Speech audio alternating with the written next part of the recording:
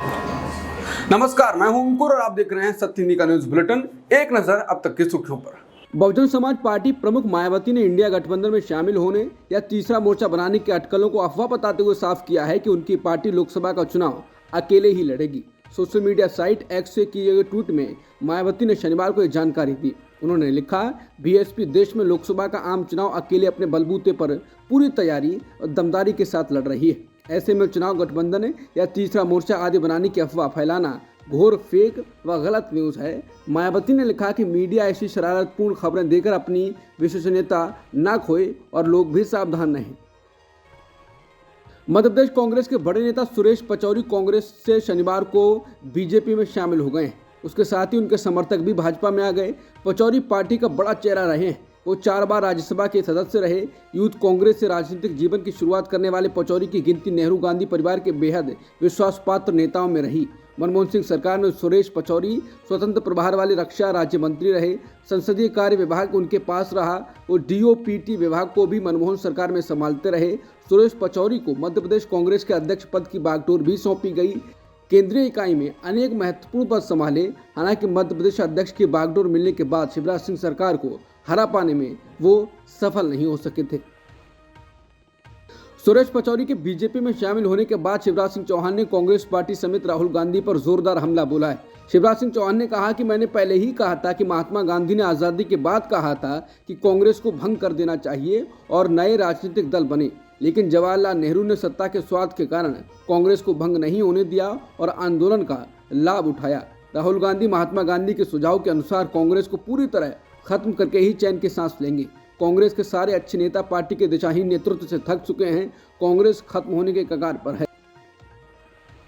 Tamil Nadu Congress committee आगामी लोकसभा चुनावों के लिए तमिलनाडु और पुडुचेरी में द्रविड़ पार्टी के गठबंधन में 10 सीटों के लिए डीएमके के साथ समझौते पर मोहर लगा सकती है। 2019 के आम चुनावों में भी पार्टी को पुडुचेरी की सीट सहित 10 सीटें आवंटित की गईं और पेरियाकुलम निर्वाचन क्षेत्र को छोड़कर सभी सीटें जीती। लोकसभा चुनाव 2024 को लेकर भाजपा एनडीए का कुनबा बढ़ाने की कोशिश में है। इसी बीच पिछले कई दिनों से अटकलें लग रही हैं कि भाजपा और बीजेडी के बीच गठबंधन हो सकता है। वहीं अब खबर आ रही है कि सीटों के बंटवारे को लेकर दोनों दलों के बीच पेच फंस गया है।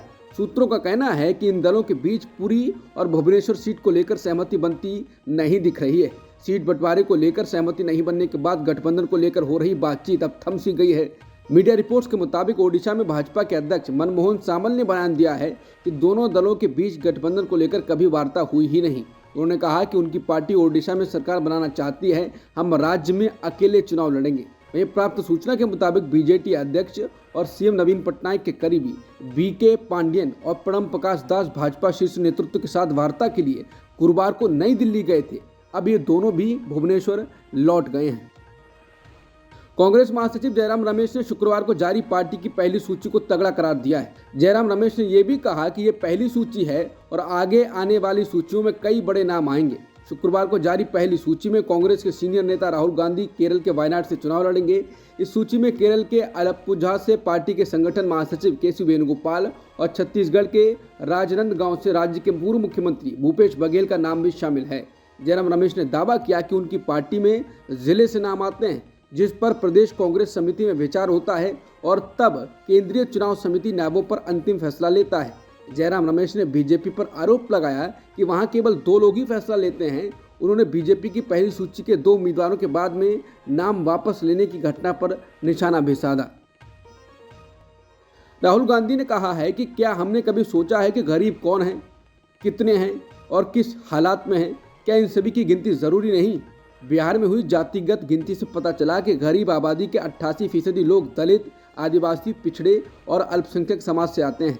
बिहार से आए आंकड़े देश की असली तस्वीर की एक छोटी सी झलक मात्र है। हमें अंदाजा तक नहीं है कि देश की गरीब आबादी किस हाल में जी रही है। इसलिए हम 2 ऐतिहासिक कदम उठाने जा रहे हैं। जातिगत गिनती, आर्थिक मैपिंग, जिसके आधार पर हम 50% की आरक्षण सीमा को उखाड़ कर फेंक देंगे।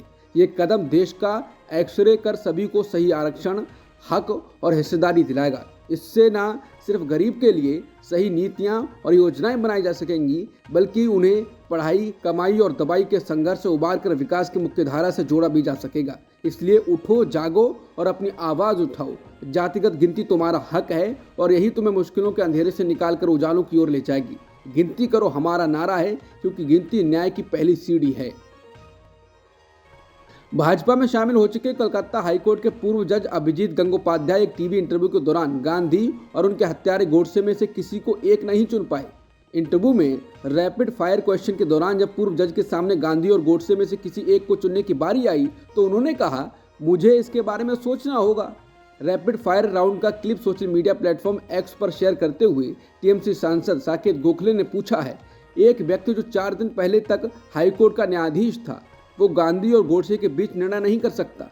कल्पना कीजिए इस आदमी ने अदालत में कैसे फैसले सुनाए होंगे और उसकी मानसिकता क्या रही होगी। मणिपुर पुलिस ने एक बयान जारी कर बताया था कि शुक्रवार को थौबल निवासी और भारतीय सेना के जेसीओ कोसम खेड़ा सिंह का कुछ अज्ञात हथियारबंद बदमाशों ने उनके घर से अपहरण कर लिया था। पुलिस के अनुसार छुट्टी के दौरान वो अपने घर आए हुए थे, तभी यह घटना घटी।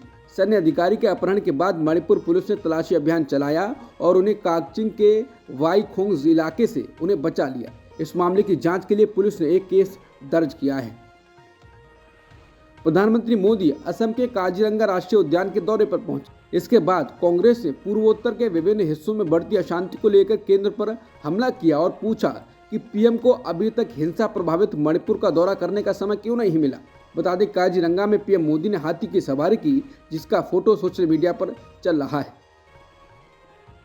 पूर्वी लद्दाख में चीन के साथ सीमा संघर्ष के 4 साल पूरे होने को हैं। वहीं प्रधानमंत्री मोदी ने आज शनिवार को अरुणाचल प्रदेश में चीन के पास ही सेला सुरंग का उद्घाटन कर दिया। इस सुरंग का निर्माण 825 करोड़ रुपए में हुआ है, जो तेजपुर से तवांग को जोड़ने वाली सड़क पर पश्चिम कामेंग जिले में 13,700 फीट की ऊंचाई पर है। इसकी आधारशिला पीएम मोदी ने फरवरी 2019 में रखी थी। हिमाचल की कांग्रेस में विद्रोह की चर्चा उत्तराखंड में हो रही है, क्योंकि सत्ताधारी पार्टी के 6 बागी विधायक ऋषिकेश पहुंच गए हैं। उनके साथ 3 निर्दलीय और भाजपा के भी 2 विधायक मौजूद हैं। इससे पहले कांग्रेस के सभी बागी विधायक चंडीगढ़ के ललित होटल में ठहरे हुए थे। विधायकों को ऋषिकेश के एक निजी होटल में ठहराया गया है। यूरोपीय आयोग की प्रमुख उर्सुला वॉन डेर लेयन का कहना है कि गजा में राहत कार्यों को बढ़ावा देने के लिए एक समुद्री गलियारा इस हफ्ते के अंत तक शुरू हो सकता है। उनका ये बयान अमेरिका के राष्ट्रपति जो बाइडेन के उस बयान के एक दिन बाद आया है, जिसमें उन्होंने कहा था कि अमेरिका ने गजा के तट पर एक तैरता हुआ घाट यानी फ्लोटिंग पियर बनाने की योजना बनाई है। भारत और इंग्लैंड के बीच धर्मशाला में खेले जा रहे 5वें और अंतिम टेस्ट के तीसरे दिन की सुबह भारतीय पारी 477 रनों पर सिमट गई। भारतीय टीम ने शनिवार को कल के 8 विकेट पर 473 रन से आगे खेलना शुरू किया, लेकिन दोनों विकेट 25 गेंदों के भीतर आउट हो गए।